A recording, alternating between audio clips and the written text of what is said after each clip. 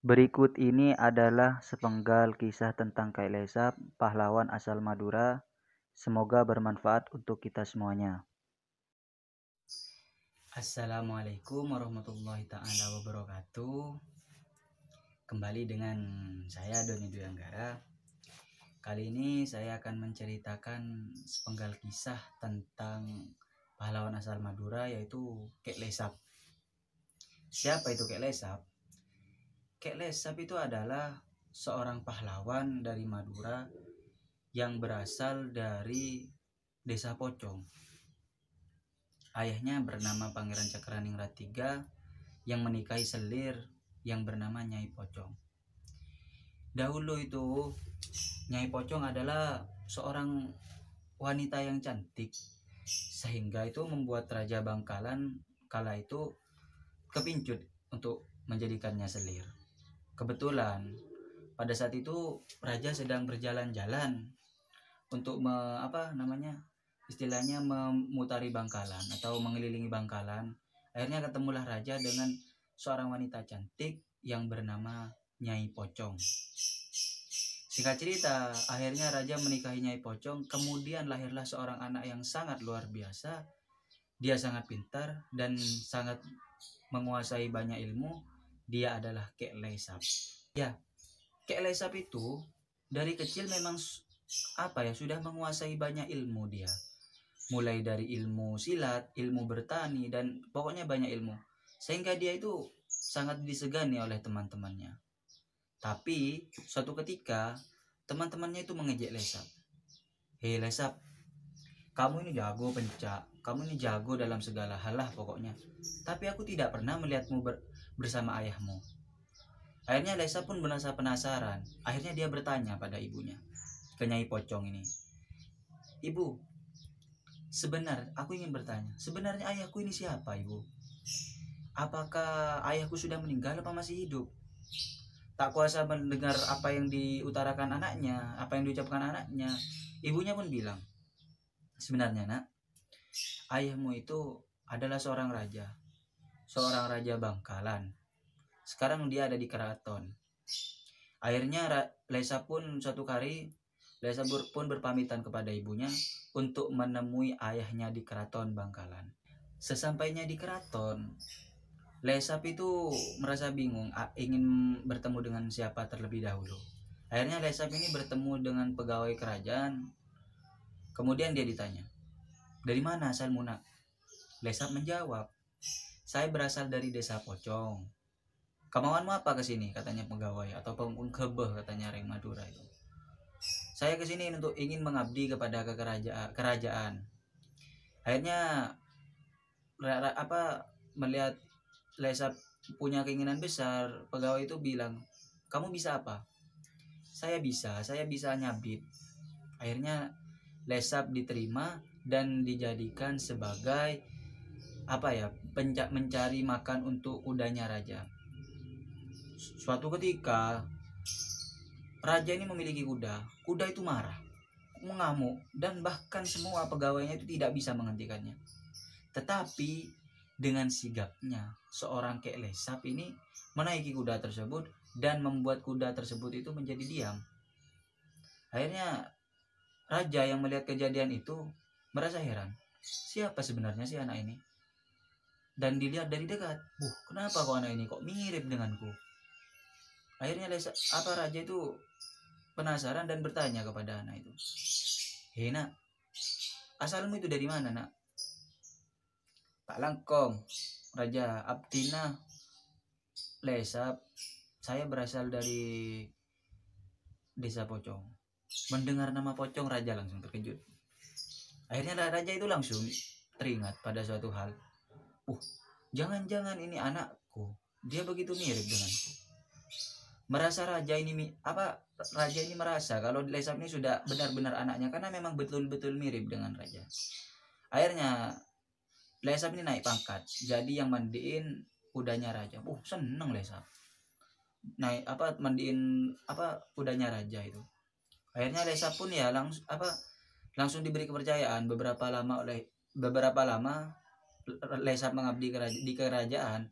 langsung diberi kepercayaan untuk menempati suatu daerah yang namanya itu di Duko. Di sana Lesap itu memiliki aktivitas yang sangat positif. Yang pertama itu Lesap mengajar pencak, mengobati orang, dan pokoknya hal-hal yang lainnya lah yang positif bermanfaat bagi orang lain. Mengetahui hal ini, Belanda itu merasa iri mungkin atau apalah, kemudian dia itu melaporkan kepada raja. Hei raja, di tempat ini ada seseorang yang pintar pencak atau ilmu bela diri, dan juga dia juga pintar mengobati orang. Apa kamu tidak takut raja? Besok itu dia bakal berontak sama kamu. Raja Bangkalan langsung terhasut. Akhirnya Raja Bangkalan itu mengirimkan pasukannya untuk menjaga tempat itu. Makanya tempat yang sekarang itu disebut dengan Pejagaan. Pejagaan itu artinya dijaga.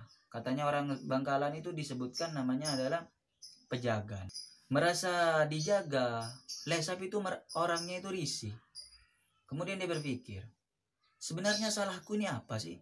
Sampai Raja Bangkalan ini bertindak seperti ini terhadapku. Akhirnya Lesap lari ke arah timur itu ke arah Gunung Pacudan. Di sana Lesap itu seperti bertapa, terus tetap seperti di tempat terdahulunya itu mengobati orang, mengajarkan ilmu silat dan sebagainya. Pokoknya hal-hal positif. Sampai di sana Lesap itu mendapatkan sebuah pusaka.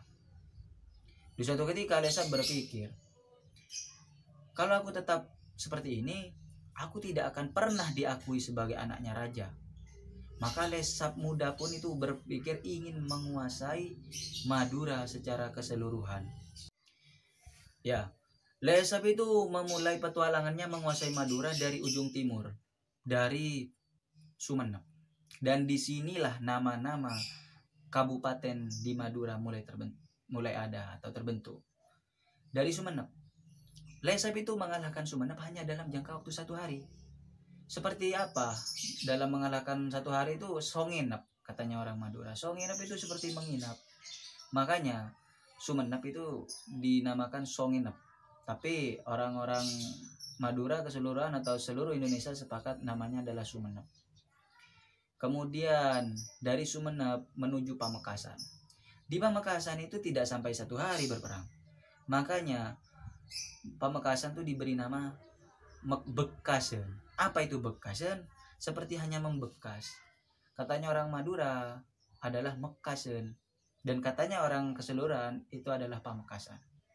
Setelah dari Pamekasan, Lesap itu menuju Sampang. Di Sampang ini tidak sampai berperang.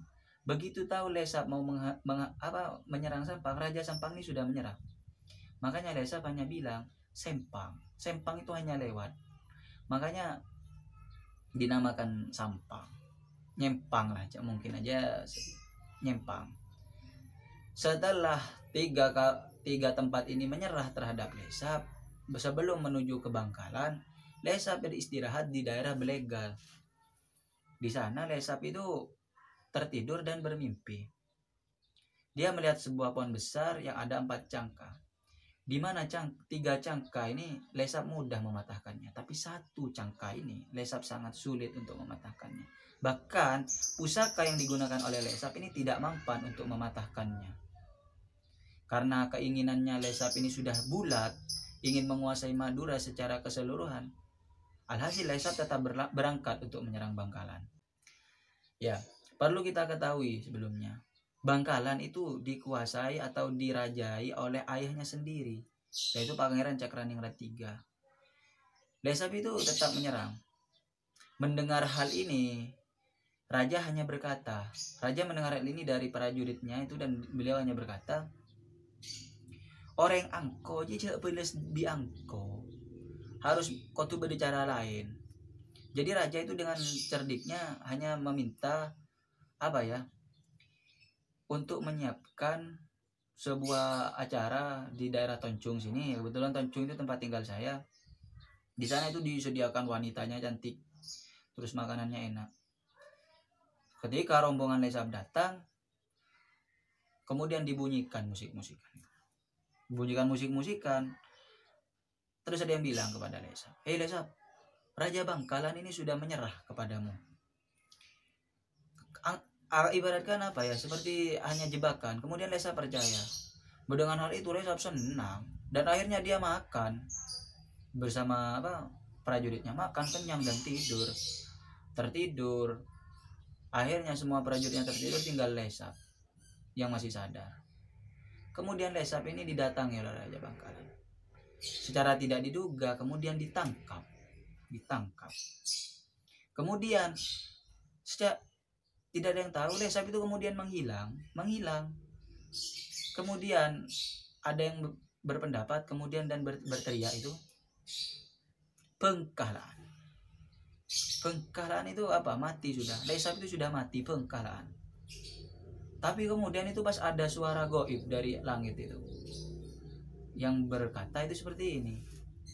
Hei, Reng Madura, Reng Bengkalan, sengkok sedialah karla kala. Tapi mon beda bulong bul kelaras dari berdaja aji tang balesen ke bayi orang Madura. Apa artinya? Sekarang nih saya memang kalah. Tapi nanti kalau ada bulong bul kelaras, bulong bul itu artinya bendera. Bendera merah dari barat daya itu adalah balasan untuk orang Madura. Ada yang menanggapi bulong bul kelaras ini adalah Jepang. Jadi Jepang itu adalah balasan Kek Lesap untuk orang Madura. Jadi apa yang dapat kita tarik kesimpulan dari cerita Kek Lesap ini? Sesakti-sakti apapun anak, sehebat apapun anak, tidak bisa mengalahkan orang tuanya. Ini yang dipegang teguh oleh orang Madura, yaitu 4. Bupa, bebu, guru, rato. Ibu, bapak, guru atau guru ini atau kiai, dan rato adalah pemerintah kalau saat ini. Mungkin itu saja yang dapat saya sampaikan. Mohon maaf apabila ada kekurangan. Kita sama-sama belajar. Pesan dari saya, jangan pernah melupakan sejarah, karena sejarah yang membuat kita bisa seperti ini. Assalamualaikum warahmatullahi taala wabarakatuh.